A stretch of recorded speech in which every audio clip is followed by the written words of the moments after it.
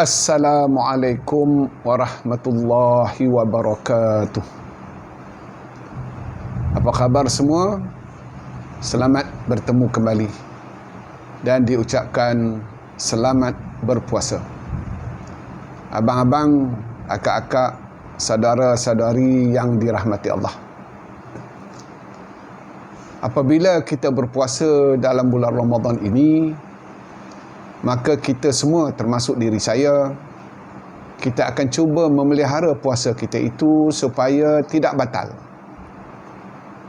Maka disebutkan di antara perkara-perkara yang membatalkan puasa,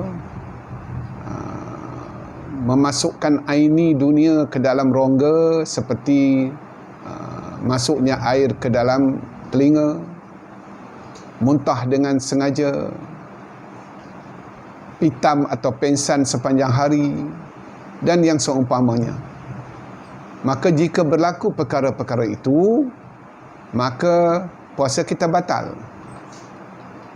Dan bagi orang yang puasanya batal, mengikut kata kitab, orang yang batal puasa masih wajib imsak.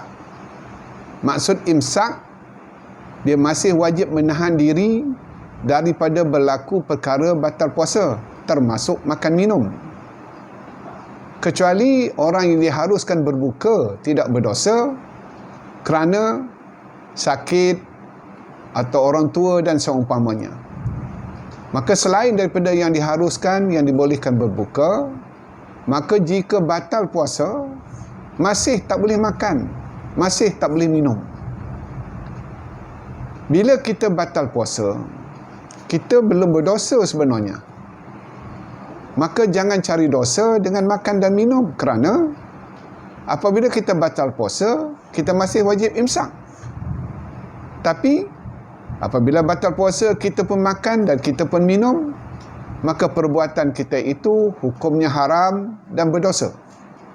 Kita masih wajib imsak, masih wajib menahan diri, masih seperti orang berpuasa, dan kita hanya boleh makan minum setelah masuknya waktu berbuka. Jadi abang-abang, akak-akak yang dirahmati Allah, maka kita jagalah supaya amalan kita dalam bulan Ramadan ini, kita tidak melakukan perkara-perkara yang boleh memberikan dosa kepada kita. Maka sekali lagi saya sebutkan, mengikut dalam kitab, orang yang batal puasa bukan kerana diharuskan, bukan kerana dibolehkan, maka setelah batal puasa, wajib dia menahan diri daripada melakukan perkara batal puasa, termasuklah dia masih tak boleh makan, tak boleh minum. Jika batal puasanya, dia pun makan, dia pun minum, maka berdosalah ia. Jadi kita jagalah diri kita masing-masing supaya tidak melakukan perkara salah di dalam bulan Ramadan ini. Sekian dulu perkongsian kali ini.